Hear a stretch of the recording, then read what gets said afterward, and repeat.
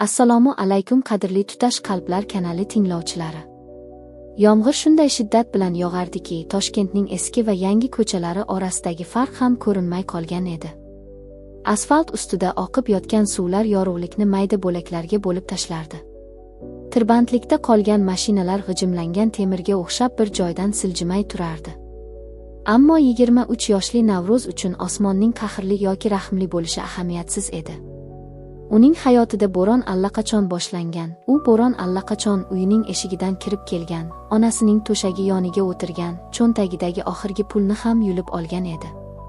Otasi allaqachon bu dunyodan ketgan, onasi esa og'ir yotoq kasaliga yotib qolgan. Dori qimmat, qarz kattalashgan, sudxo'rlar esa rahm degan so'zni unutgan edi. Ertalabki qo'ng'iroq hammasini yanada battar qildi. Ularning ovozi sovuq, dag'al va tahdidga to'la edi. Ular o'zlarini kredit uyushmasi deb tanishtirishdi, lekin gap boshlanishi bilan bu shunchaki qora bozor sudxo'rlari ekanligi ayon bo'ldi. Ertagacha $15,000 topib kel, degan edi ularning biri. Topib kelmasang, onangni uy bilan birga yoqamiz. Yoki buyraklaringni sotib hisobni yopamiz. Navro'z ko'chada boshini egib yurar ekan, odamlar orasida o'zini ko'rinmas his qilardi. U shu ahvolda bir necha marta o'z joniga qasd qilish fikrini ham o'ylab ko'rdi. Hatto mashina tagiga tashlab yuborishni ham bir lahza xayoliga keltirdi. Shunda sug'urta puli onamga qolarmidi, degan ahmoqona, ammo umidsiz fikr ham miyasiga kirib chiqdi. Aynan shu paytda uning yonida qop-qora, oynalari qoraytirilgan hashamatli Rolls-Royce sekin kelib to'xtadi. Bu mashina atrofdagi xarobalik orasida boshqa olamdan tushib qolgandek ko'rindi. Orqa oyna pastga tushdi. Ichkaridan qimmatbaho atir hidi va sovuq hukmron bir sokinlik urildi. Ichida o'tirgan ayol 50-60 yoshlar atrofida bo'lsa-da, o'zini shunday tutardiki, go'yo vaqt uning qarshisida ham ojiz edi. Ajinlar yuzini bezagan, ammo ko'zlari yosh qiznikidek chaqnardi. Bo'ynidagi brilliant marjon suv tomchilarida yaltirab ketdi.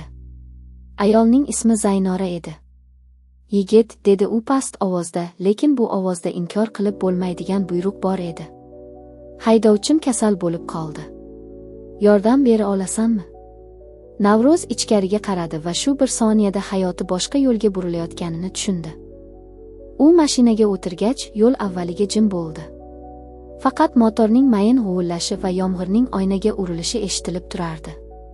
Zaynora shahar markazidan uzoqlashgan sari so'z aytmay, Navro'zni go'yo ichidan o'rganayotgandek kuzatardi. Bu qarash oddiy qarash emasdi. Unda savol ham bor edi, sinov ham bor edi, ehtimol allaqachon berilgan hukm ham bor edi. Navro'z avval jim turdi, keyin o'zini tutolmay aytdi: "Agar istasangiz, ustaxonaga borib kelaman. G'ildirakni almashtirdim, sizni qiynamayman." Zaynora jilmaydi. Shu jilmayishda nimadir juda chiroyli, juda sovuq va bir oz dahshatli bor edi. "Sen ustasan", dedi u. "Men esa insonlarni tez taniyman. Mashinadan tush." Navro'z hayron bo'lib tushdi. Ayol unga bir zum qarab turdi, keyin sumkasidan dasta pul chiqardi. Qog'oz pullar yangi, tartibli va qalin edi. Navro'zning ko'zi kattalashib ketdi. "Bu juda ko'p-ku", dedi u.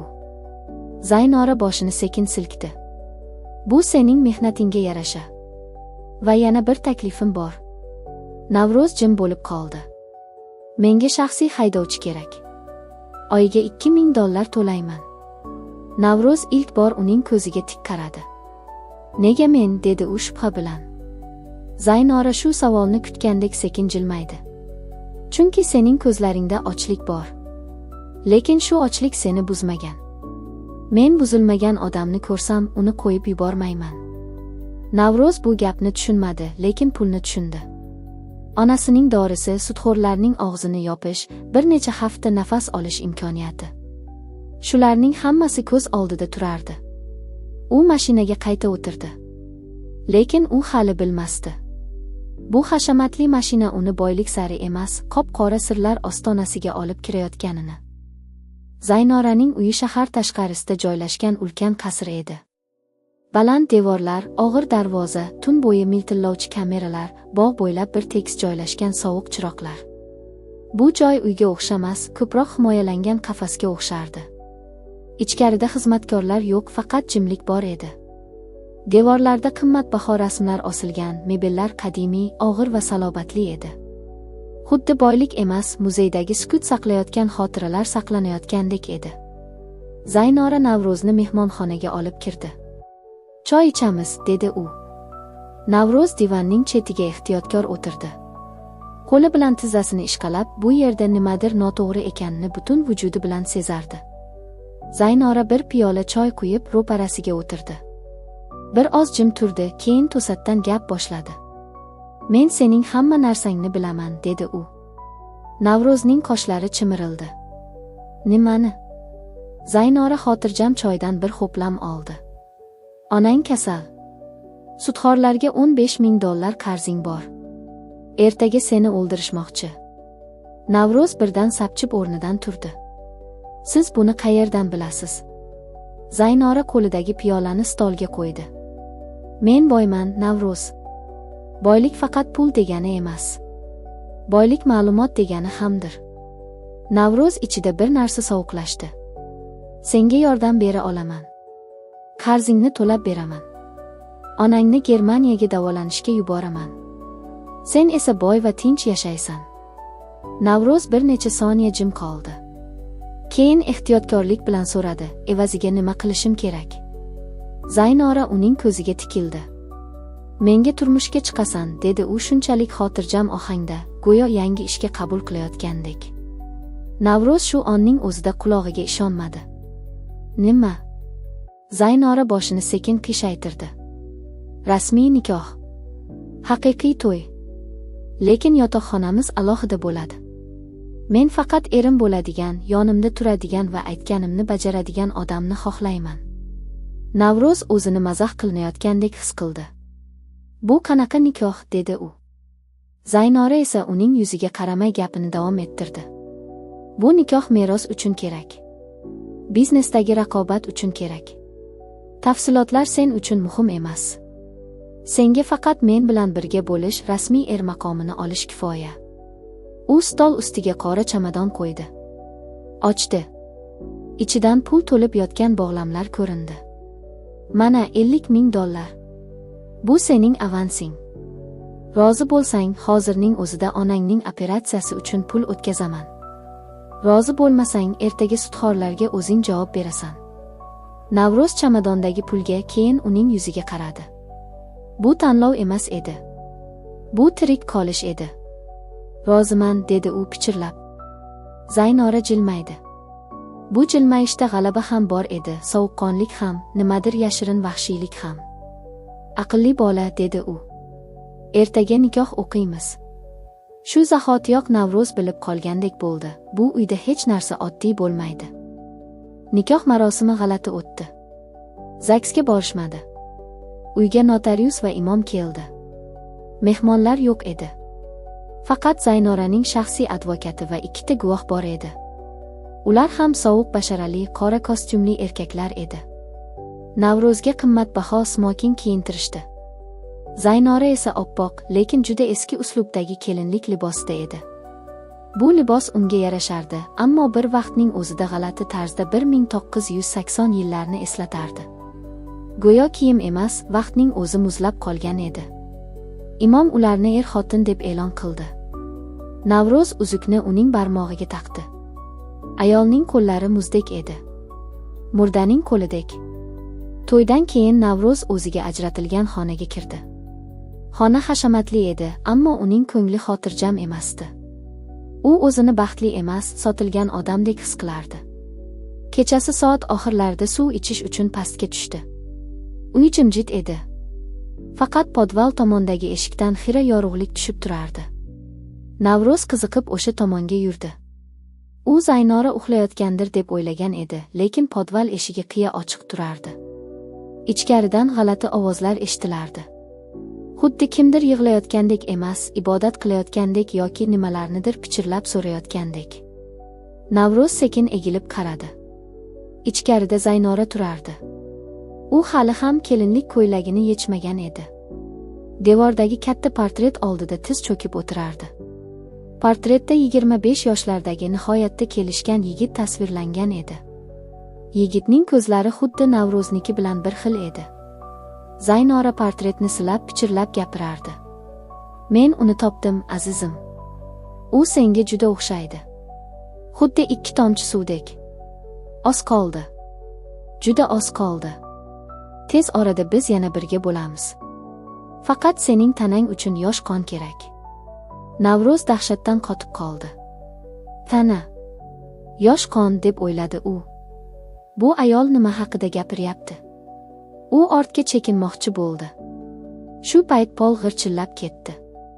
Zaynora birdan jimib qoldi va orqasiga o'girildi.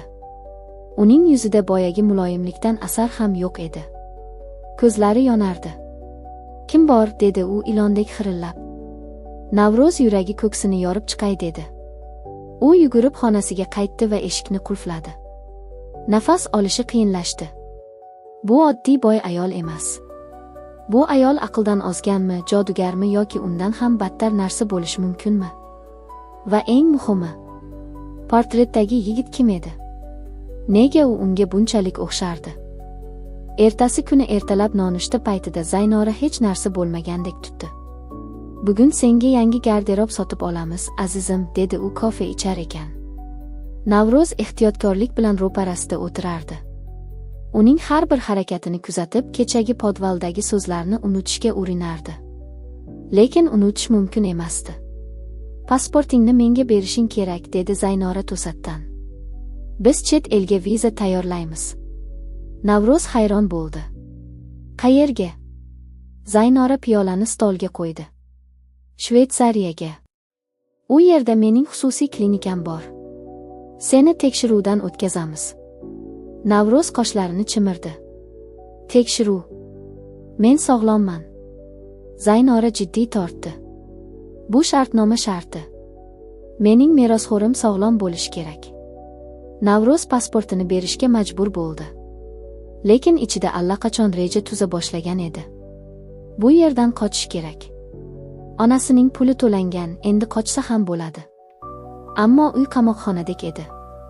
Darvoza yopiq, telefon signali o'chirilgan, hatto derazalar ham g'alati tarzda mustahkamlangan edi. U kutubxonaga kirdi. Eski kompyuter bor edi. Internet ishlayotgandek tuyuldi. U Zaynora Saidova deb qidirdi. Natija yo'q. Birorta biznesmen, xayriyachi, hatto eski maqola ham topilmadi. Bu g'alati edi. Bunday boy ayol haqida internetda hech narsa bo'lmasligi mumkin emas edi. Keyin u uydagi hujjatlarni titkilay boshladi. Stol tortmasdan eski, sarg'aygan gazeta bo'lagini topib oldi. Gazeta 1993 yilga tegishli edi. Sarlavhada shunday yozilgandi: mashhur olim va uning oilasi sirli ravishda yo'qoldi. Maqolada genetik olim professor Rustamov va uning xotini avtohalokatda vafot etgani, ammo jasadlar topilmagani aytilgan edi. Suratga qaradi. Uning yonida yoshgina Zaynora turardi. Ammo tagiga laborant Zuhra deb yozilgandi. Navro'zning yuragi allaqachon tez ura boshladi. Demak, bu ayol Zaynora emas. Zuhra bo'lishi mumkin. Va eng dahshatlisi, suratdagi professor Rustamov kecha tunda podvalda ko'rgan portretdagi yigitning ancha ulg'aygan ko'rinishi edi. Navro'z gazeta parchasini qaytarishga ulgurmasdan orqasidan ovoz eshitildi. Begona narsalarni titkilash odobsizlik. Navro'z sekin burildi. Eshik oldida Zaynora turardi. Uning qo'lida pistolet bor edi. Men senga hamma narsani berdim, dedi u asta oldinga yurib. Sen faqat itoat qilishing kerak edi. Navro'z qotib qoldi. Zaynora esa davom etdi. Endi rejamizni tezlashtirishga to'g'ri keladi. Navro'z qo'rqinch ichida qichqirdi. Siz kimsiz? Nega menga o'xshagan odamning suratiga sig'inasiz? Zaynora dahshatli kulgi bilan kulib yubordi. Sen hech kim emassan, Navro'z. Sen shunchaki idishsan. Bosh idish. Men sevgan odamim qaytishi uchun kerak bo'lgan tanasan. Xonaga sukunat cho'kdi. Faqat eski devor soati va yurak urishiga o'xshash mayin bir shovqin eshitilardi. U kim, dedi Navro'z zo'rg'a. Zaynora pistoletni bir oz yuqoriga ko'tardi. Professor Rustamov. Seni otang. Navro'z bu gapni hazm qila olmadi. Nima? Zaynora ko'zlarini tikdi. Bu kapsuladagi odam, dedi u. U 30 yildan beri muzlatilgan holda kutmoqda. Men uni tiriltirmayman. Uning miyasini senga ko'chirib o'tkazaman. Navro'z bo'yi muzlab ketdi. Bu ayol uni o'g'irlab kelgani, onasini ataylab kasallantirgani, qarzlar ortiga yashirib, shu uyga kiritgani endi ayon bo'layotgandi. Siz jinnisiz, dedi u tishlari orasidan. Zaynora esa bir qadam yaqinlashib, sen mening mulkimsan, dedi. Shu payt 2 nafar baquvvat soqchi kirib kelib, uni pastga olib tushishga urindi. Navro'z oxirgi umid sifatida yashirincha cho'ntagiga o'tkazib olgan kichik fleshkani qattiq siqib oldi. Unda nima borligini bilmasdi. Lekin bu uning yagona qutqaruv chizig'i edi. U hushiga kelganda tanasida og'ir sovuqni his qildi. Ko'zini ochganda oppoq, ko'zni qamashtiruvchi yorug'liklardan boshqa narsani ko'rmadi. U zanglamaydigan metall operatsiya stoliga mahkam bog'lab qo'yilgan edi. Qo'llari va oyoqlari charm tasmalar bilan qattiq qisilgandi. Qimirlay olmasdi. Xona ulkan laboratoriyaga o'xshardi. Devorlarda murakkab uskuna, monitorlar, shishadan yasalgan shkaflar, tibbiy asboblar va sovuq metall hididan boshqa hech narsa yo'q edi. Eng dahshatlisi esa xonaning o'rtasida edi. Shisha kapsulada, kriogen kamerada bir odam suyuqlik ichida go'yo uxlab yotgandek suzib turardi. Navro'z boshini zo'rg'a ko'tarib qaradi va nafasi bo'g'ilib qoldi. Kapsula ichidagi odam professor Rustamov edi. U xuddi tirik, xuddi shunchaki uyquda yotgandek ko'rinar, ammo yuzi Navro'znikiga ajabtovur darajada o'xshardi. Faqat soch turmagi va yuzidagi hol farq qilardi. "Go'zal, shunday emasmi?" degan ovoz eshitildi. Zaynora kirib keldi. U oppoq xalat kiygan, qo'lida jarrohlik asboblari bor edi. Endi unda boy xonim niqobi yo'q edi. Uning yuzi Fanat olimning telba qiyofasiga kirgan edi. U 30 yildan beri uxlayapti, dedi Zaynora kapsulani silab. Men uni har kuni kuzataman. Uning miyasi tirik. Faqat tanasi avtohalokatda qattiq shikastlangan. Shuning uchun muzlatib qo'ydim. Texnologiya rivojlanishini kutdim. Va seni kutdim. Navro'z tasmalarni torta boshladi. Siz jinnisiz. Meni qo'yib yuboring. Zaynora kuldi. Militsiya. Navro'z, sening o'liming allaqachon rasmiylashtirilgan. Navro'zning ko'zlari yoshga to'ldi. Onam, dedi u pichirlab. Zaynora uning yuziga yaqinlashib shpritsni tayyorladi. Sen shunchaki o'xshash emassan, dedi u. Sen uning o'g'lisan. Bu gap xonada sukunatni muzlatib qo'ydi. Navro'z bu gapni hazm qila olmadi. Zaynora hikoya qila boshladi. 1993 yil. U professor Rustamovning assistenti bo'lgan. Uni jonidan ortiq sevgan. Ammo Rustam uning sevgisini tanlamagan. U esa qasos olgan. Avtohalokatning tormozini buzgan. Xotinini o'sha yerda o'ldirmoqchi bo'lgan. Ammo Rustam tirik qolgan, faqat komaga tushgan. U esa uning tanasini o'g'irlab yerto'laga yashirgan. Xotinini ham shu yerda o'lishga qoldirgan. Lekin o'sha mashinada chaqaloq ham bo'lgan. Navro'z mo'jiza tufayli tirik qolgan edi. Zaynora uni bolalar uyiga tashlab ketgan, hujjatlarni o'zgartirgan, ammo bir umr kuzatib yurgan. Uning o'sishini, genetikasi o'zgarishini, tanasining Rustamning mukammal nusxasiga aylanishini kutgan. Sen zaxira tanasan, dedi Zaynora sovuq ovozda.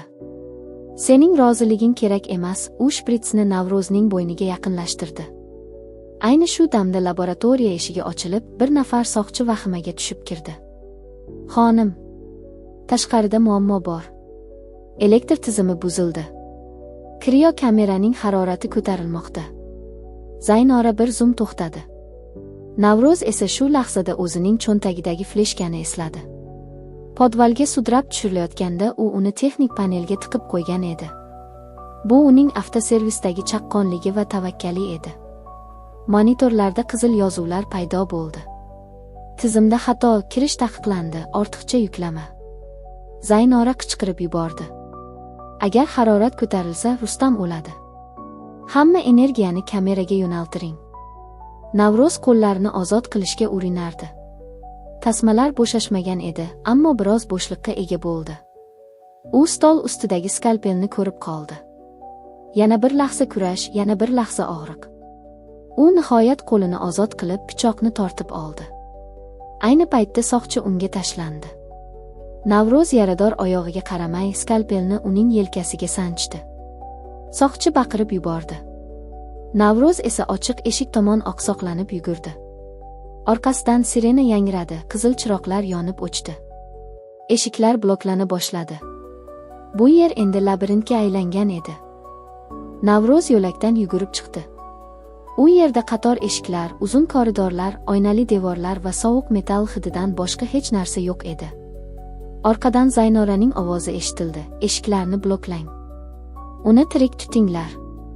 Tanasiga zarar yetmasin. Navro'z birinchi duch kelgan xonaga kirdi va eshikni ichkaridan qulfladi. Bu xonada eski papkalar, shisha idishlar, organlar saqlangan shkaflar va Project Pioneer deb yozilgan monitor turardi. U kompyuterni ochdi. Fayllarni varaqlarkan, dahshatli haqiqat ko'z oldiga kela boshladi. Bu yerda faqat Rustam emas edi. Ro'yxatda boshqa yigitlar ham bor edi. Donorlar, sinovlar, muvaffaqiyatsiz tajribalar. Ular yaroqsiz deb topilib, yo'q qilingan edi. Navro'z stol ustidagi hujjatlardan birini oldi. Bu onasining tibbiy kartasi edi. Diagnoz bo'limida sun'iy zaharlanish, sekin ta'sir qiluvchi neyrotoksin deb yozilgandi. Navro'z qotib qoldi. Demak, onasi kasal emas edi. Zaynora uni ataylab zaharlagan, Navro'zni qarzga botirish va oldiga yordam so'rab kelishini ta'minlash uchun hammasini oldindan rejalagan edi. U endi hech ikkilanmadi. Men seni o'ldiraman, jodugar, dedi u pichirlab. Ayni paytda eshikni kimdir bolta bilan ura boshladi. Och. Baribir qochib keta olmaysan. Navro'z xonada qurol qidirdi. Hech narsa yo'q edi. Faqat kimyoviy moddalar. U shkafni ochdi va kislota yozilgan idishni oldi. Eshik sindi. Ikkita soqchi ichkariga kirdi. Navro'z idishni ularga qarab uloqtirdi. Idish devorga urilib singan zahoti suyuqlik sachradi. Soqchilar yuzini bosib qichqirishdi. Navro'z tutun va par ichida yugurib chiqib ketdi. Navro'z tutun orasidan oqsoqlanib chiqib ketar ekan, yuragi ko'ksdan chiqib ketayozardi. Yerto'ladagi vahima ortda qolmagan, aksincha uning har bir nafasi bilan birga ko'kragiga yopishib olgandi. U koridor bo'ylab oldinga otilganida qizil chiroqlar birin-ketin yonib o'chardi. Metal eshiklar qarsillab yopildi. Sirena tovushi butun uyni larzaga soldi. Bu joy endi uy emasdi. Bu joy tirik qafas, odamni sindirish uchun qurilgan labirint edi. Navro'z bir lahza to'xtab atrofga qaradi. Qayerga borishni bilmasdi. Orqasidan qadam tovushlari eshitilayotganini sezdi. Zaynora uni tirik tutishni buyurgan edi. Demak, hali ham undan voz kechmagan. Demak, u hali ham kerak. Bu esa yanada qo'rqinchli edi. U eshiklardan biriga yopishdi. Ochishga urindi. Qulflangan. Ikkinchi eshik ham yopiq. Uchinchisi esa ichkaridan qulfli emas edi. Navro'z uni itarib ochdi va qorong'i xonaga kirib ketdi. Xona kutubxona emas, ombor ham emasdi. Bu yerda eski monitorlar, kabel to'plamlari, dori ampulalari va muzlatgichga o'xshash qurilmalar turardi. Devor bo'ylab osilgan fotosuratlarda bir xil yuzlar turardi. Navro'z o'sha zahoti bir narsani sezdi. Bu suratlar oddiy odamlarning emas edi. Ular sinovdan o'tkazilgan, nomi, hayoti, tanasi bir vaqtlar bir maqsad uchun ishlatilgan odamlar edi. U suratlar orasidan o'ziga o'xshagan bir yuzni ko'rdi va nafasi bo'g'zida qotdi. Bu yuz unga g'alati darajada tanish edi. Xuddi yillar oldin tushlarda ko'rgan aksiga o'xshardi. Aynan shu payt xonaning orqa burchagidan bir ovoz chiqdi. Eshikni yop, dedi kimdir shivirlab. Navro'z orqasiga o'girildi. Burchakdagi soya ichidan bir odam chiqib keldi. Bu kishi advokat yoki soqchi emas edi. U juda ozg'in, yuzida chandiqlari bor, ko'zlari esa uzoq vaqt uyqusiz qolgan odamnikidek qizargan edi. Kimsiz, dedi Navro'z qaltirab. Begona odam bir qadam yaqinlashdi. Mening ismim Rustam emas, dedi u past ovozda. Lekin bu uy meni ham yutib yuborgan. Navro'z qotib qoldi. Odam davom etdi. Men bu yerda ko'p yillar ishladim. Zaynora xonimning haqiqiy niyati faqat seni emas, o'xshash tanalarni saqlash edi. U kutgan odam qaytsa, tanani almashtirishga tayyor bo'lsin degan. Navro'z bir lahzada bu gapning og'irligini anglab yetolmadi. Lekin yuragi nimanidir allaqachon sezgan edi. Siz kimga xizmat qilasiz, dedi u. Odamning lablari titradi. Men senga zarar yetkazmayman. Men senga faqat haqiqatni ko'rsatmoqchiman.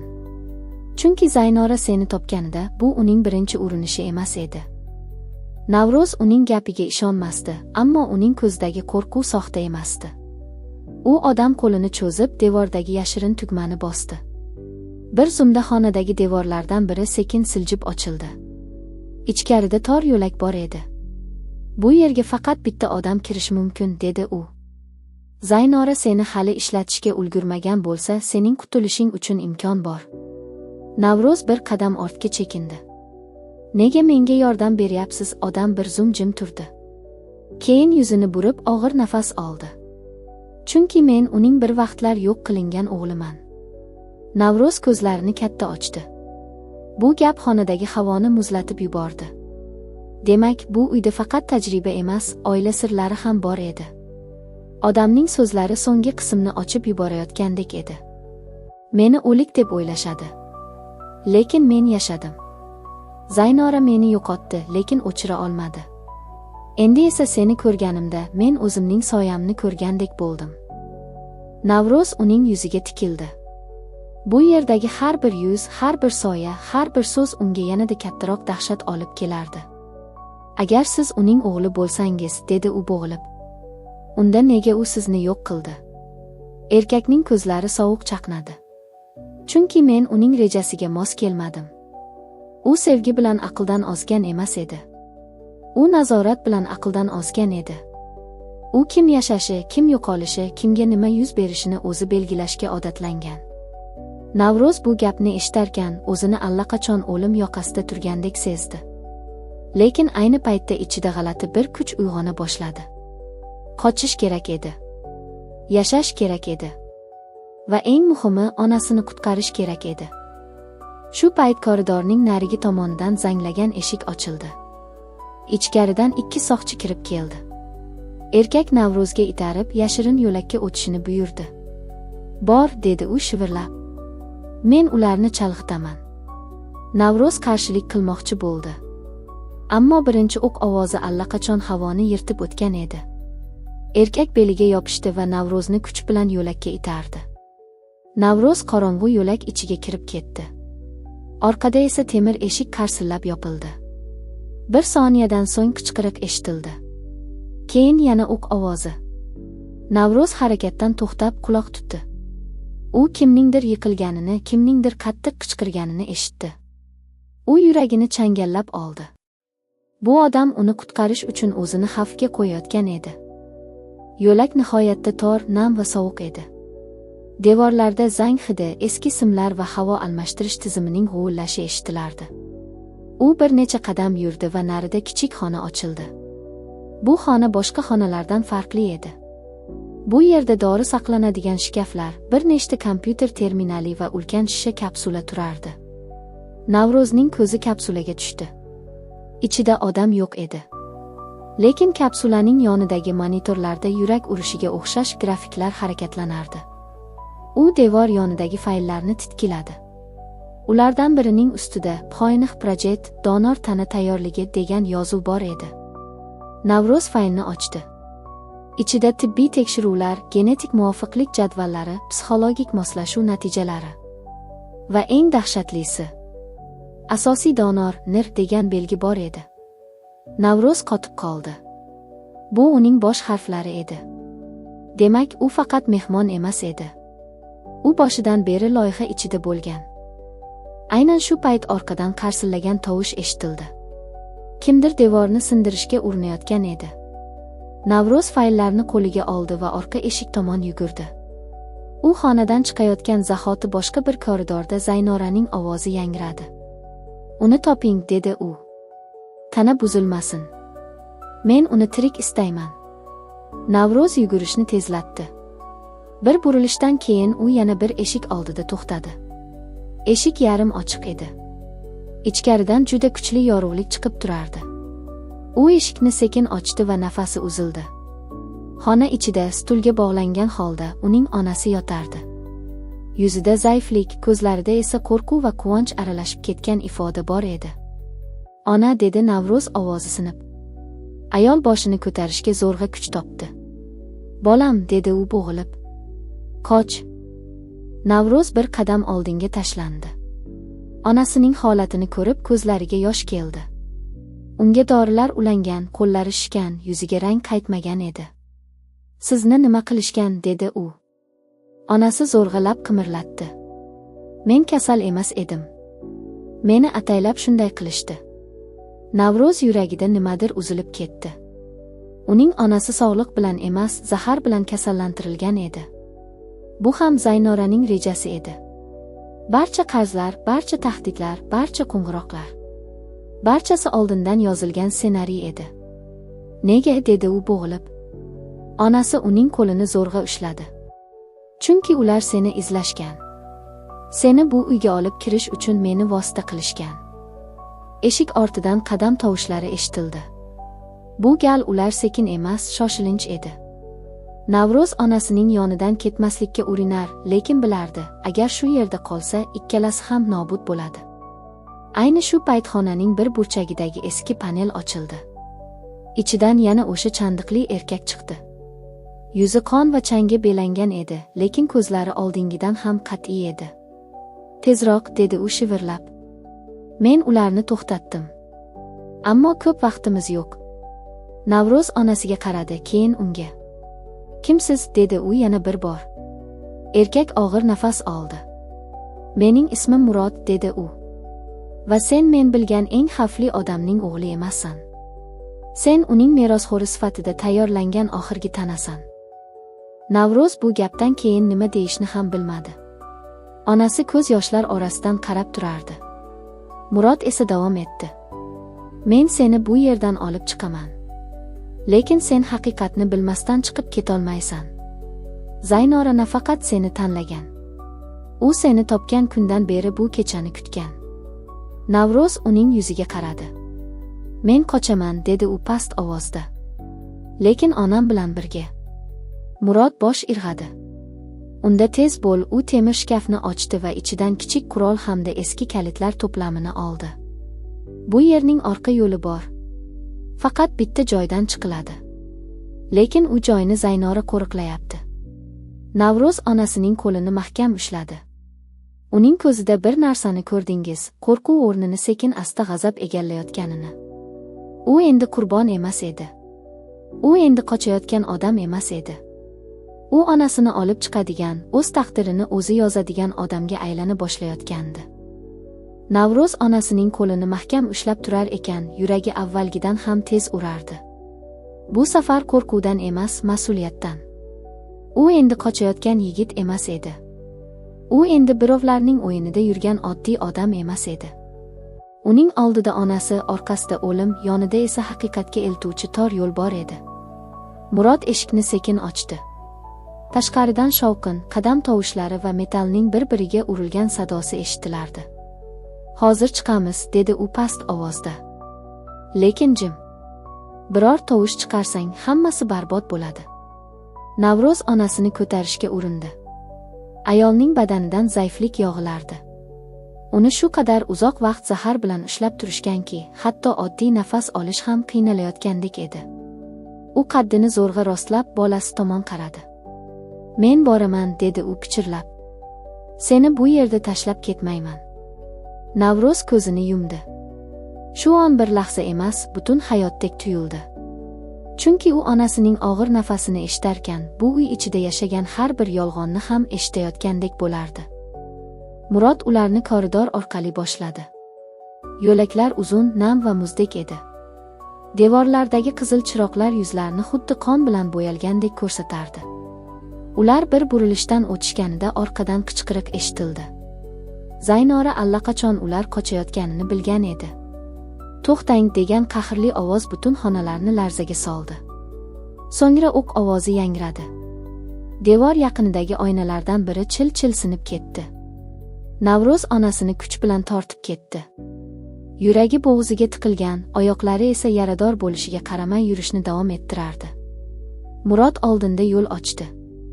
U eski xizmat yo'lagiga olib boruvchi temir eshikni ochdi. Eshikning zanglagan shitirlashi hatto o'sha vahimali shovqin orasida ham eshitilib turardi. "Shu yoqdan", dedi u. "Hovliga chiqamiz. Keyin darvozadan emas, devor yonidagi eski texnik chiqishdan foydalanamiz." Navro'z bosh irg'adi. U o'ylash uchun vaqt yo'qligini tushunib turardi. Hozir faqat bir narsa muhim edi, onasini olib chiqish. Ular tor zinadan tushishdi. Pastga tushgan sari havoda namlik bilan birga chirigan temirning hidi kuchayardi. Bu joy yillar davomida ishlatilmaganga o'xshardi. Pol yoriq, devorlar sovuq, har bir qadam ustidan g'ijillagan ovoz chiqardi. Orqada qadam tovushlari yana yaqinlashayotganini eshitishdi. Zaynoraning odamlari ularga yetib kelayotgan edi. "Tezroq", dedi Murod. Navro'z onasini quchib ko'tarishga urindi. Ayolning boshi yelkasiga tushdi. Uning nafasi ham tobora zaiflashardi. Ular eski metall darvozaga yetib kelishganda Murod kalitlarni titrab turgan qo'li bilan topdi. Birini qulfga soldi. Qulf avval ochilmadi. Keyin nihoyat chert etib bo'shadi. Darvoza ochilgach, ular tashqariga chiqishdi. Biroq hovli oldida allaqachon 2 soqchi turardi. Navro'z bir zum muzlab qoldi. Vaqt go'yo to'xtab qolgandek edi. Soqchilardan biri qurolni ko'tardi. Murod esa o'q ovozi chiqmasdan oldin yonidagi temir tayoqni uloqtirdi. Tayoq to'g'ri soqchining yuziga tegib, uni yerga qulatdi. Ikkinchi soqchi o'q uzdi. O'q Murodning yelkasidan o'tib ketdi. Murod og'riqdan tishlarini g'ijirlatdi, lekin yiqilmadi.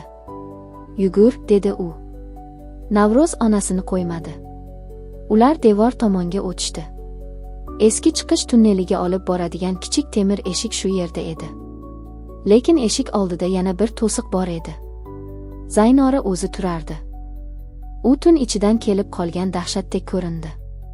Oppoq xalat kiygan, yuzida hamon nafislik, ammo ko'zlarida aqldan ozgan shafqatsizlik bor edi. Uning qo'lida pistolet bor edi. "Men sizlarga ketishga ruxsat bermadim", dedi u sokin ovozda. Bu sokinlik yomonroq edi. Qahrdan ham battar edi. Navro'z onasini orqasiga yashirdi. "Nega?" dedi u tishini tishiga bosib. "Nega bunday qilyapsiz?" Zaynora uning yuziga tikildi. "Chunki sen mening so'nggi imkoniyatimsan", dedi u. "Chunki men 30 yil kutdim.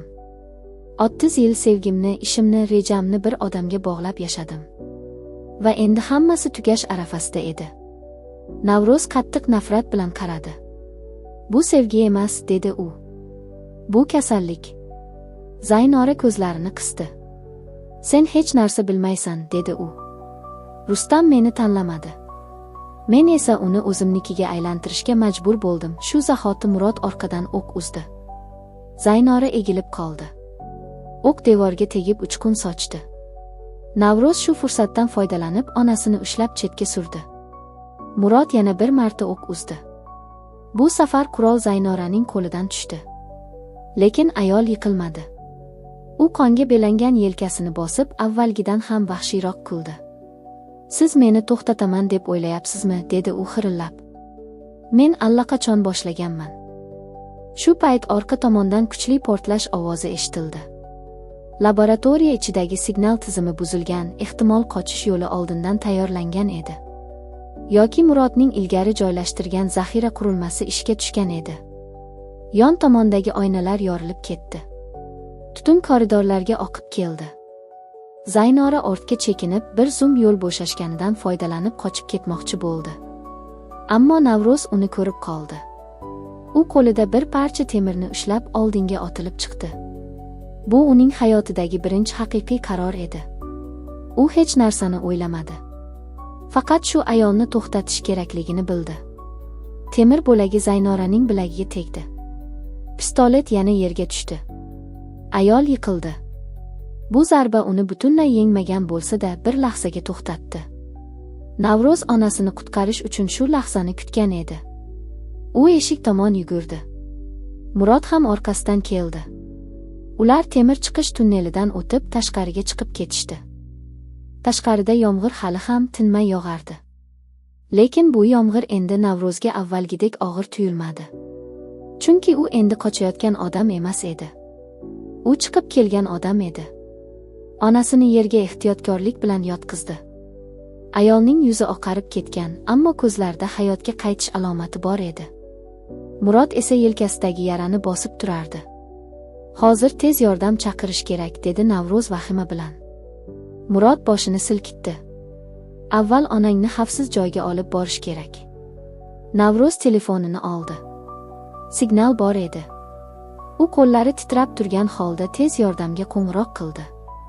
Shu payt orqada qasr tomondan qizil alangalar ko'rindi. Ichkarida nimadir portlagan edi. Ehtimol o'sha zaxira tizimlari. Ehtimol Zaynora yana bir narsani yo'q qilishga uringandir. Navruz o'girilib qaradi. Uyning yuqori qavatlaridan tutun chiqayotgan edi. Oynalarda alangalar chaqnardi. Uning hayoti bir necha daqiqa ichida qayerdan qayerga o'zgarib ketganini tushunish qiyin edi. U shu yerda onasini topdi, Firibni ko'rdi, otasi haqida dahshatli haqiqatni bilib oldi va endi uyni olib yutib borardi. Onasi behushlik bilan ko'zini ochib uning yuziga qaradi.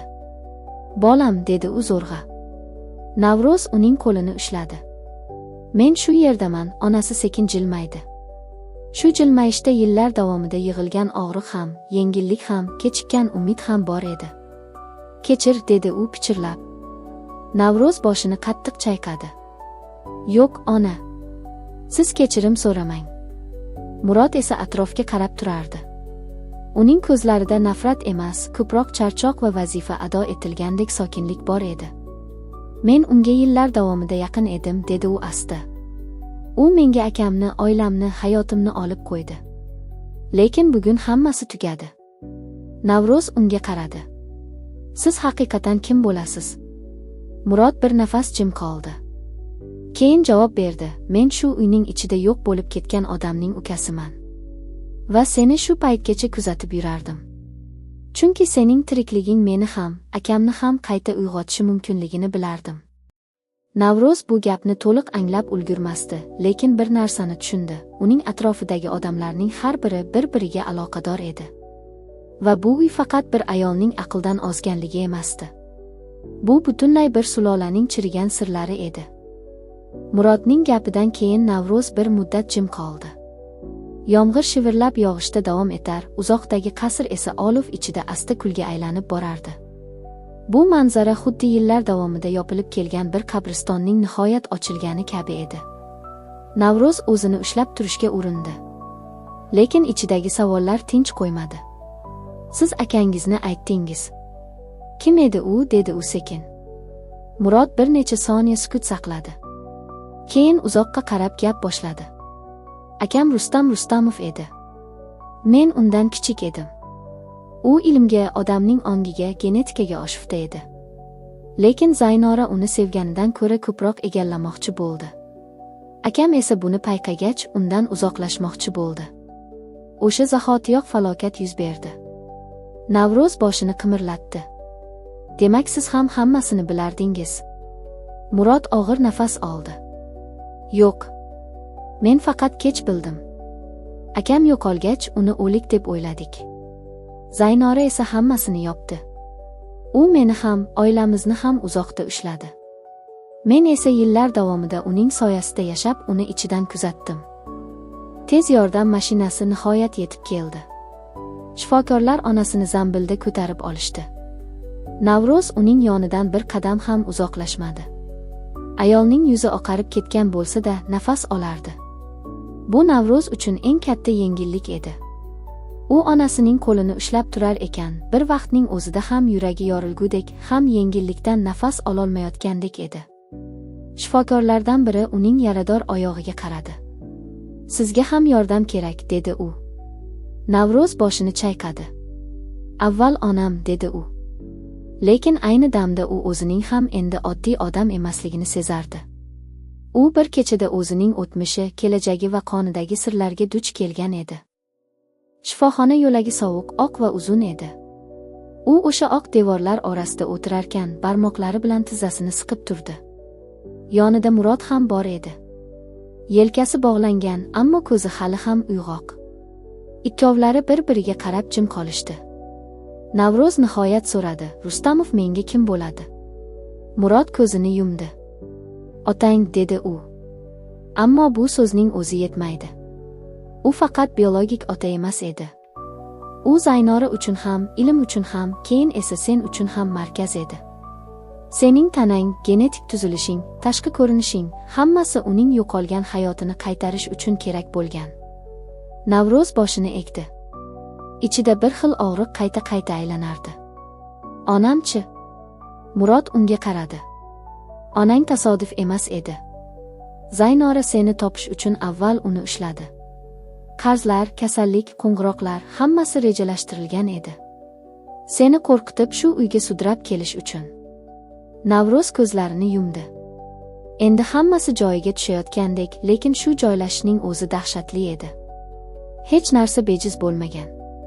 Har bir qadam, har bir tahdid, har bir yolg'on oldindan yozilgan edi.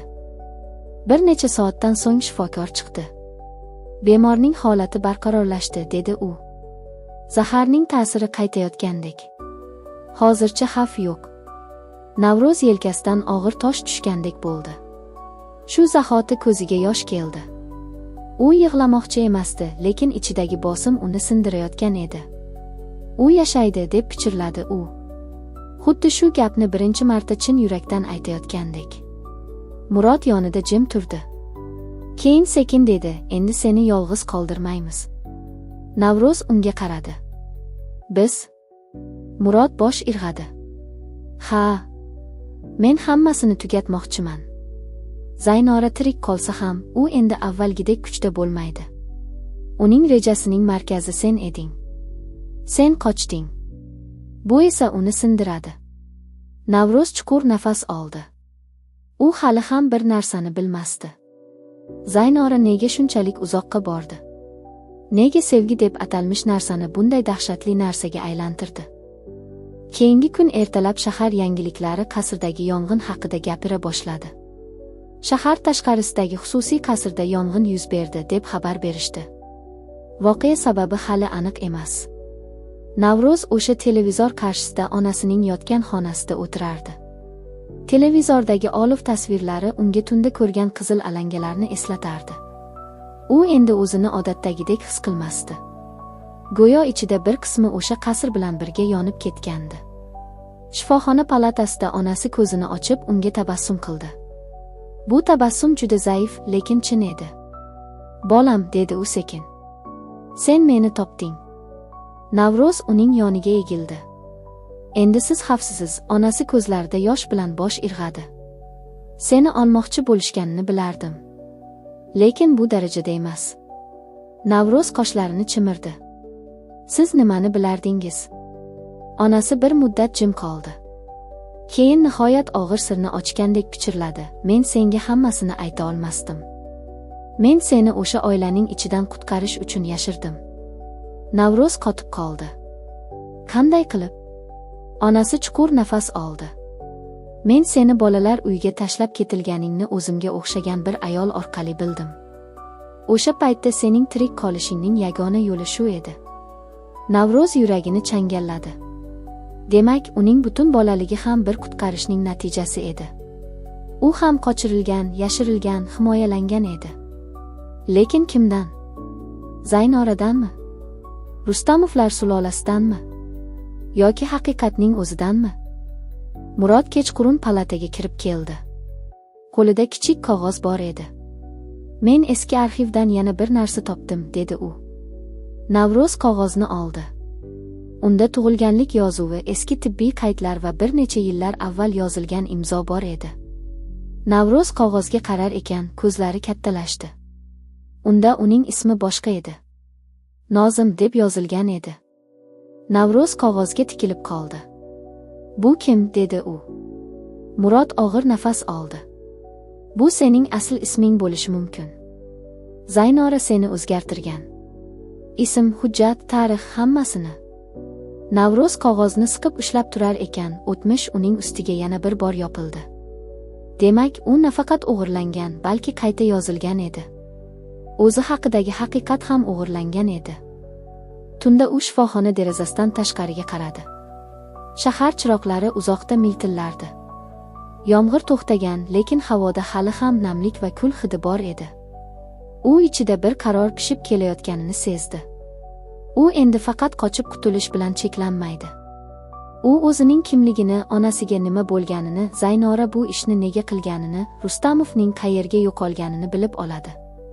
Va agar tirik qolgan bo'lsa, Zaynorani butunlay tugatadi. Shu payt palata eshigi sekin ochildi. Ichkariga hamshira emas, notanish bir ayol kirdi. Yuzini niqob bilan bekitgan, qo'lida esa eski konvert bor edi. U hech narsa demadi. Faqat konvertni Navrozning qo'liga qo'ydi. Keyin esa jim chiqib ketdi. Navroz konvertni ochdi. Ichidan bir fotosurat tushdi. Suratda yosh Rustamov, uning yonida Zaynora va uchinchi bir odam bor edi. Navroz suratdagi odamni ko'rishi bilan nafasi bo'g'zida qotdi. Bu odam Murod edi. Demak, Murod ham bu hikoyaning ichida ancha oldin bo'lgan. Bu tasodif emasdi. Bu oilaviy urush edi. Va u endigina boshlanayotgan edi. Navroz suratga tikilgancha qotib qoldi. Murodning o'sha eski suratda turishi uning miyasini bir lahzada muzlatib qo'ygandek bo'ldi. Yuzida nafas bor, ko'zida hayot bor odam birdaniga butun voqealarning o'rtasiga qayta tortib kelingandek edi. Bu sizmisiz, dedi u zo'rg'a. Murod suratga bir qarab oldi va og'ir nafas chiqardi. Ha, dedi u past ovozda. Bu men.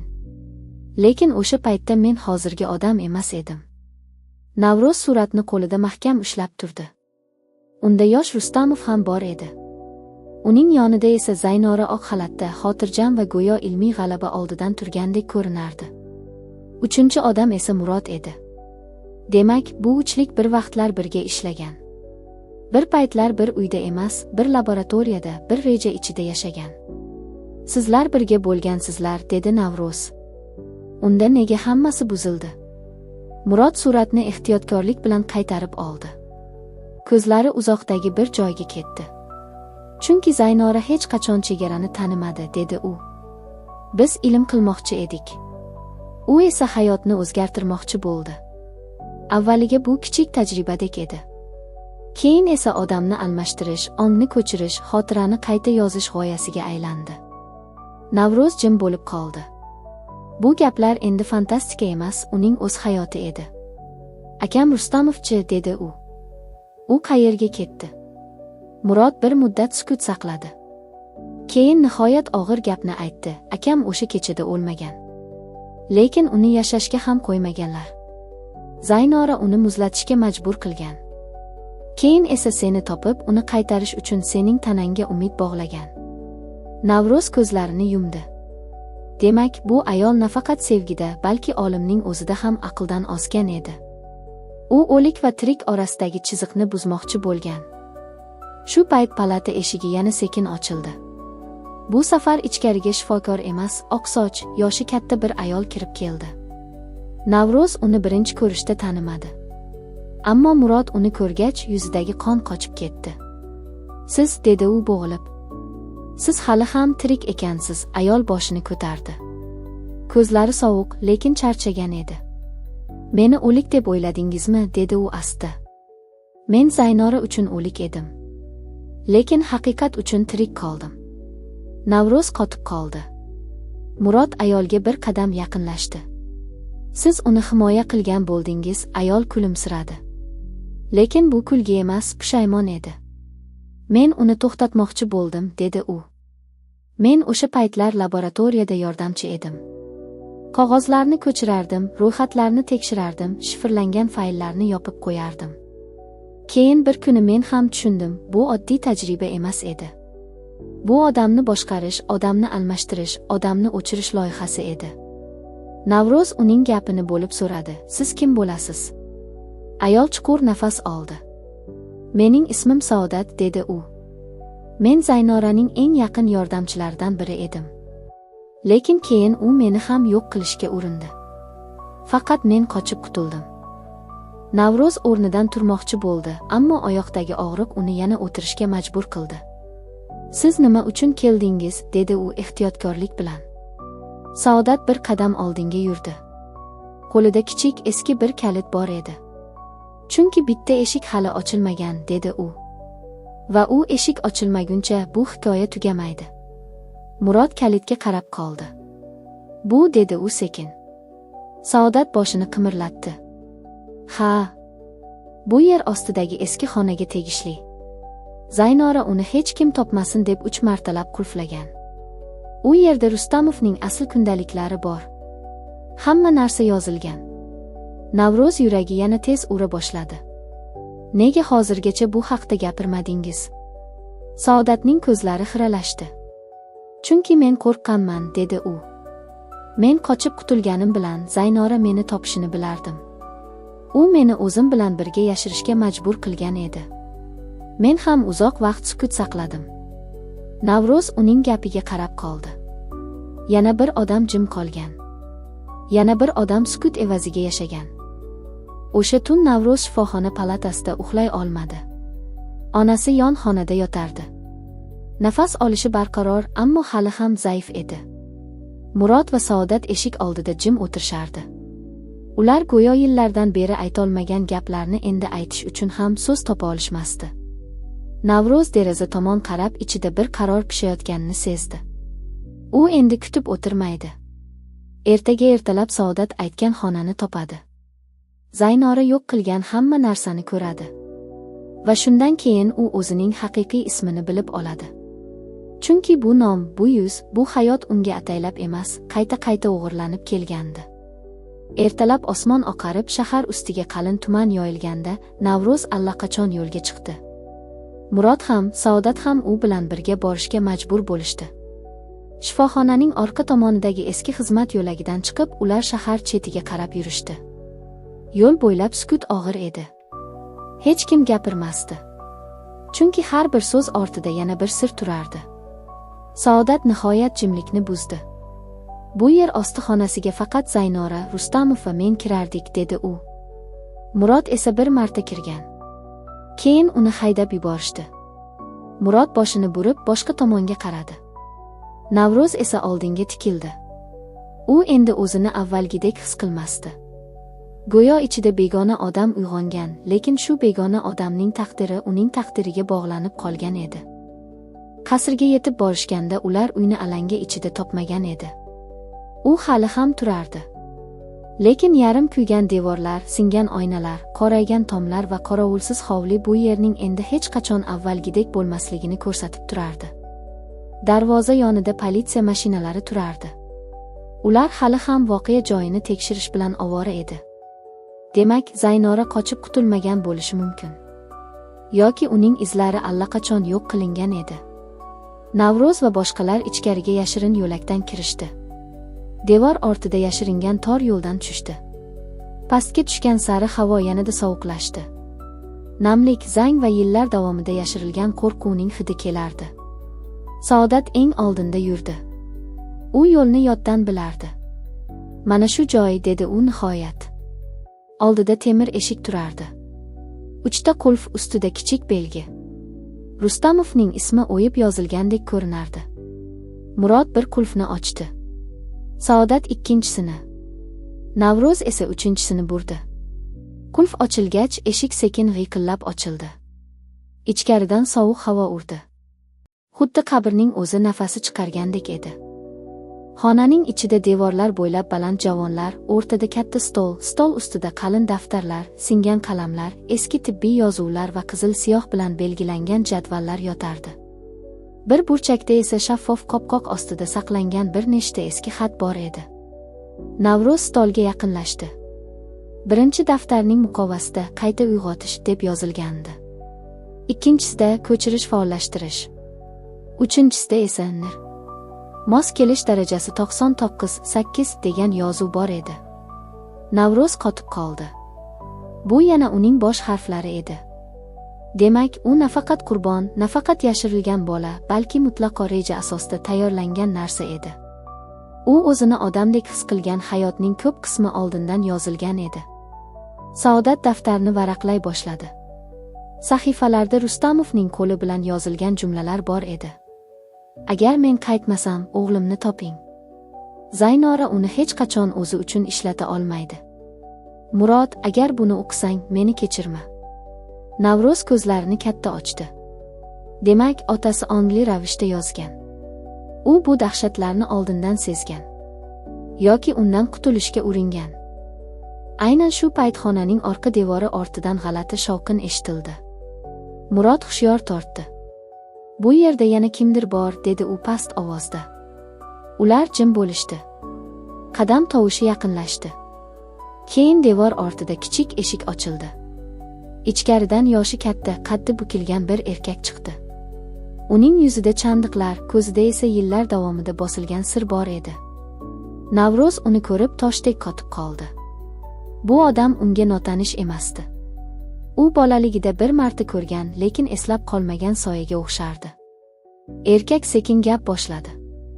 Nihoyat keldingizlar, dedi u. Men sizni bu xonaga olib kirilishiga ishongandim. Saodatning yuzida qo'rquv ko'rindi. Murod esa bir qadam oldinga chiqdi. Siz, dedi u xirillab. Siz bu yerning eski boshqaruvchisiz. Erkak boshini qimirlatdi. Ha. Va men oxirgi guvohman. Navro'z unga tikilib qoldi. Nimani bilasiz? Erkak chuqur nafas oldi. Keyin xona ichidagi hammaning qonini muzlatadigan so'nggi gapni aytdi. Zaynora siz o'ylagandan ham oldin bu oilaga kirib kelgan. Va u Rustamovni emas, sizlarni tanlagan. Chunki sizlarning biringiz uning qizi, ikkinchingiz esa Rustamovning qonidagi yagona tirik kalitsiz. Navro'zning boshida hamma narsa aylanib ketdi. Qiz, dedi u bo'g'ilib. Saodatning yuzi oqarib ketdi. Murod esa bir soniya ko'zini yumdi. Shu gapdan keyin hikoya tamomlayotgandek emas, aksincha yangi va ancha qorong'i bosqichga o'tayotgandek edi. Chunki endi savol boshqa edi. Navro'z kimning o'g'li? Saodat kimni yashirgan? Va Zaynora nega aynan shu ikki bolani shu qadar uzoq vaqt izlagan? Erkakning so'nggi gapi xonadagi havoni bir zumda muzlatib qo'ydi. Navro'z o'zini go'yo tagida zamin yo'qolib ketgandek his qildi. Birimiz uning qizi degan jumla boshida qayta-qayta urilib, ma'nosini topolmay qolayotgan chaqmoqdek charaqlardi. Saodat labini tishlab qoldi. Murod esa ko'zini pastga soldi. Demak, bu gap faqat taxmin emas. Bu yillar davomida ko'milgan, ataylab ko'mib kelinayotgan haqiqat edi. Navro'z titrab so'radi, nimani nazarda tutyapsiz? Oqsoch, qaddi bukilgan boshqaruvchi sekin ularga qaradi. Zaynora Rustamovni sevganidan ham oldinroq bu oilaning ichida bo'lgan, dedi u. U o'zini boshqa ism bilan tanishtirgan. Boshqa hujjatlar bilan yashagan. U bu uyning xizmatkorlaridan biri emas edi. U shu sulolaning ichiga allaqachon kirib kelgan odam edi. Murod birdan boshini ko'tardi. Bu mumkin emas, dedi u bo'g'ilib. Akam buni aytmagan bo'lardi. Erkak esa boshini chayqadi. Akam sizga hammasini ayta olmagan. Chunki u ham kech bildi. Saodat sekin orqaga chekindi. Unda kimning qizi, dedi u zo'rg'a. Erkak Navro'zga tikildi. Sizlardan biringiz Zaynoraning qizi. Biri esa Rustamovning qonidagi kalit. Men buni o'nlab yillar yashirib keldim. Navro'z bu gapni hazm qila olmadi. Boshida bolalik xotiralari bir-biriga urila boshladi. Bolalar uyi. Sovuq tunlar. Yuzini eslay olmaydigan ayollar. Bir-biriga qorishib ketgan ism va suratlar. Uning ichida bir narsa yo'q deb qichqirardi. Men qiz emasman, dedi u anglashdan oldin yo'qotish bilan kurashayotgandek. Murod unga qaradi. Sokin bo'l, dedi u. Hozir bizga haqiqat kerak. Boshqaruvchi esa stol ustidagi qalin qizil daftarni olib ochdi. Sahifalari orasida eski suratlar, tug'ruq guvohnomalari, siljib ketgan ism yozuvlari va bir-biriga ulanmagan hujjatlar bor edi. U varaqlab oxirgi sahifaga yetganda qo'li qaltiradi. Mana, dedi u past ovozda. Bu yerda yozilgan ikki chaqaloq. Biri yashiriladi, biri almashtiriladi. Agar qiz topilsa, o'g'il tirik qoladi. Agar o'g'il topilsa, qiz yo'qoladi. Navro'zning ko'zlari kattalashdi. Bu ibora uning hayotining markazida turgan bo'shliqni ochib yuborgandek bo'ldi. Demak, u va yana bir odam ataylab ajratilgan. Birining taqdiri ikkinchisi orqali yozilgan. Saodat daftarni qo'liga oldi. Uzoq jim turdi. Keyin yuzini yashirishga urinib zo'rg'a gapirdi. Men bilardim. Lekin to'liq emas. Murod uning gapini bo'ldi. Siz nimani bilardingiz? Saodat ko'z yoshini yutdi. Men o'sha kecha ikkita bolani ko'rdim. Biri sen eding, Navro'z. Ikkinchisi esa qizaloq edi. Zaynora ularni ajratgan. Birini olib ketgan, birini yashirgan. Navro'z sekin devorga suyanib qoldi. Demak, dedi u xira ovozda. Men yolg'iz emas edim. Saodat boshini qimirlatdi. Yo'q. Sen hech qachon yolg'iz bo'lmagansan. Faqat bu haqiqatni sendan yashirishgan erkak boshqaruvchi esa oxirgi hujjatni ko'rsatdi. U yerda bittagina ism yozilgandi. Dilorom. Navro'z bu nomni ko'rishi bilan yuragi g'alati urib ketdi. Bu ism unga g'alati tarzda tanish edi. Xuddi bolalikning eng orqa burchagidan chiqqan, ammo hech qachon to'liq ushlanmagan ovozdek edi. Aynan shu lahzada xonaning tashqi eshigi qattiq taqilladi. Keyin temirga urilgan boshqa bir zarba eshitildi. Ular topilgan edi. Yoki aniqrog'i topilganliklari Zaynoraga yetib kelgan edi. Murod qurolini oldi. Biz bu yerdan chiqishimiz kerak, dedi u. Boshqaruvchi esa qog'ozlarni Navro'zning qo'liga tutqazdi. Buni olib ket, dedi u. Agar men o'lsam ham haqiqat yo'qolmasin. Navro'z qog'ozlarni mahkam siqdi. U bir zumga to'xtab yuzidagi ifodani o'zgartirdi. Qo'rquv yo'qolmagan edi, lekin endi u qo'rquv bilan birga g'azab ham bor edi. Men endi qochmayman, dedi u. Men buni oxirigacha bilib olaman. Eshik qarsillab ochildi. Ichkariga ikki soqchi bostirib kirdi. Ortlarida Zaynora o'zi turardi. Uning yuzi oqarib ketgan, yelkasi qonli, ammo ko'zlari hanuz o'sha muzdek chaqnashda edi. Sizlar baribir bu xonani ochdilaringiz, dedi u sekin. Bu sokinlik portlashdan battar edi. Men sizlarni ogohlantirgandim. Saodat bir qadam oldinga chiqdi. Nima uchun, dedi u titrab. Nega bolalarni ajratding? Zaynora uning yuziga tikildi. Chunki sizlar faqat bolalar emasdingizlar, dedi u. Sizlar kalit edingizlar. Navro'z bu so'zlardan boshini ko'tarib oldi. Kimning kaliti? Zaynora labini sekin qiyshaytirdi. Rustomovni qaytarish kaliti. Murod birdan o'q uzdi.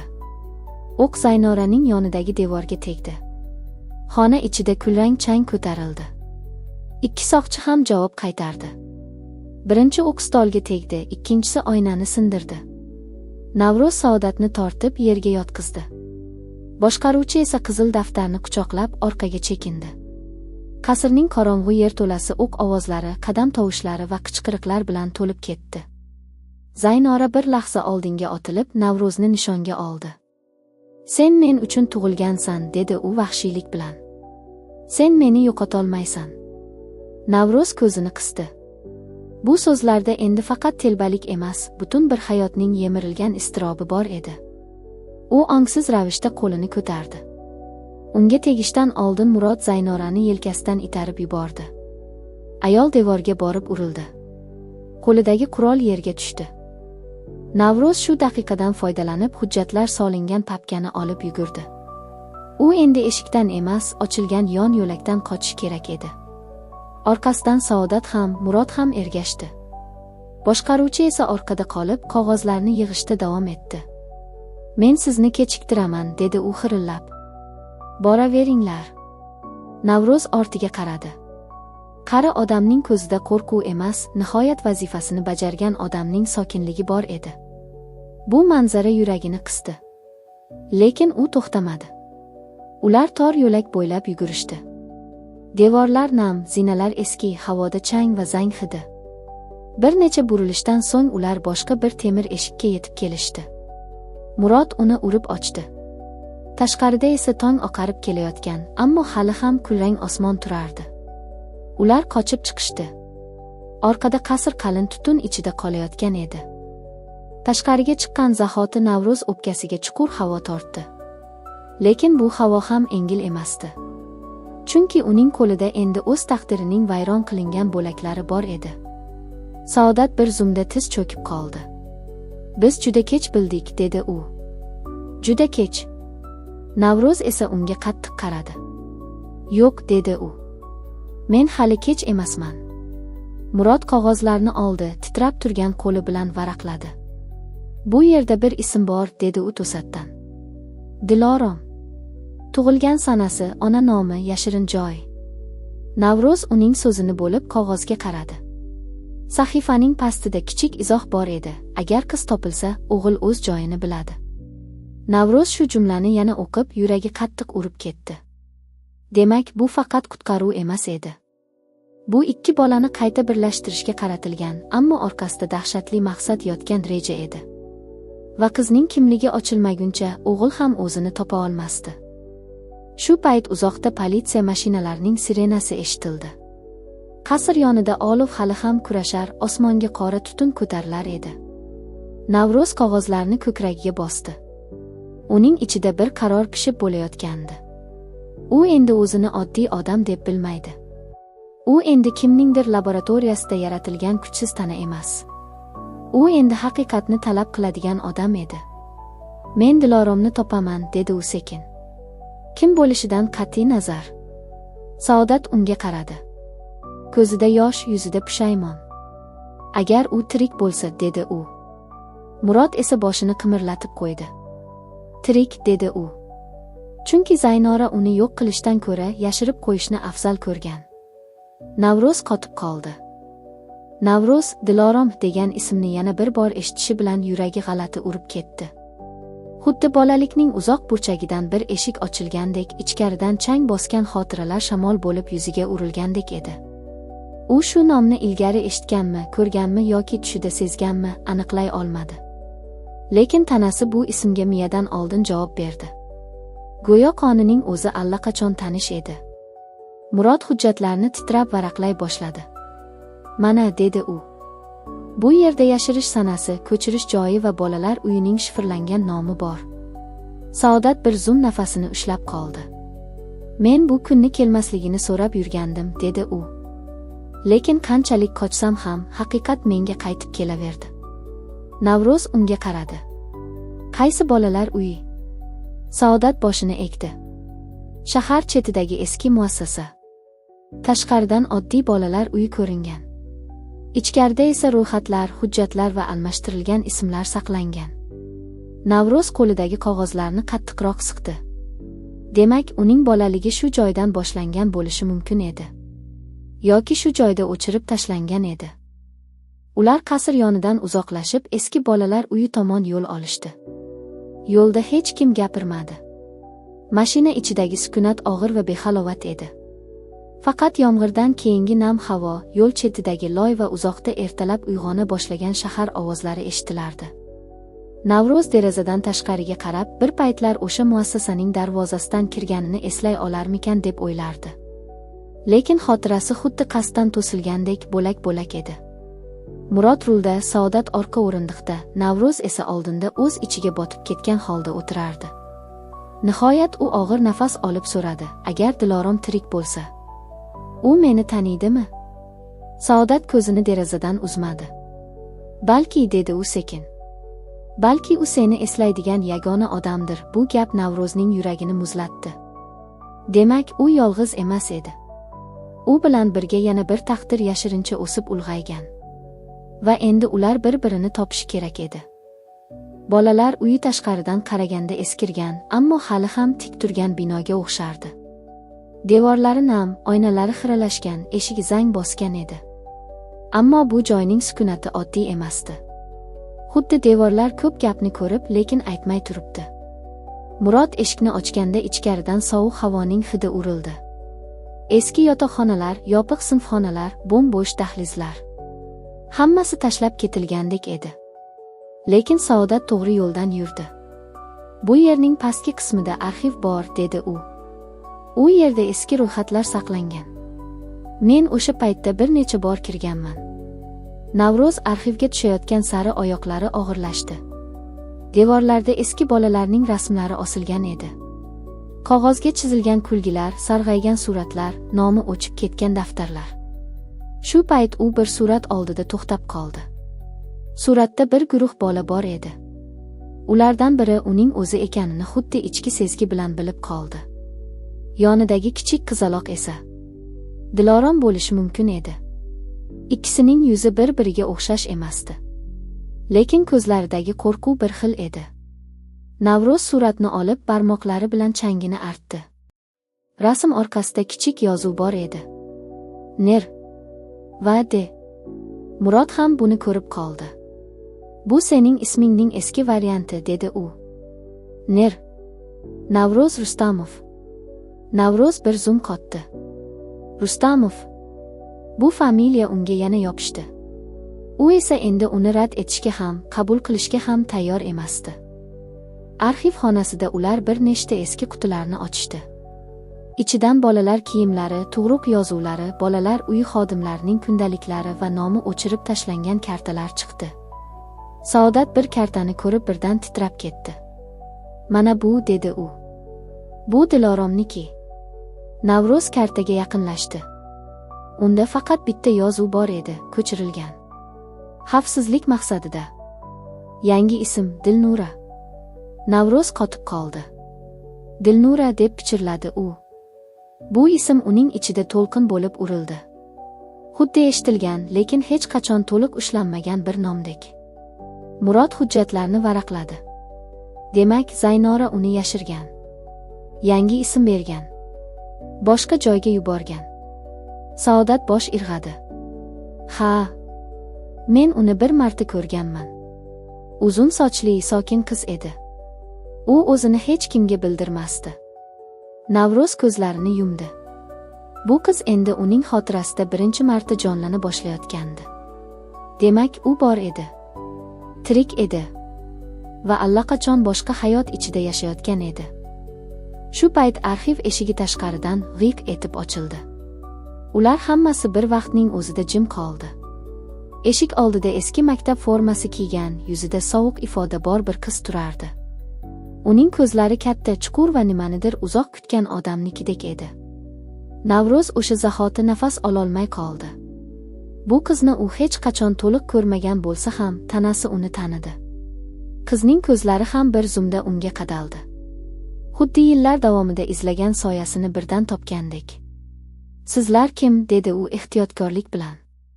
Ovozi titramasdi, lekin ichida ehtiyotsiz qimirlaydigan og'riq sezilardi. Saodat ko'z yoshini ushlab qoldi. Dilorom, dedi u zo'rg'a. Qizning yuzi o'zgarmadi, lekin ko'zining chetida mayda titroq paydo bo'ldi.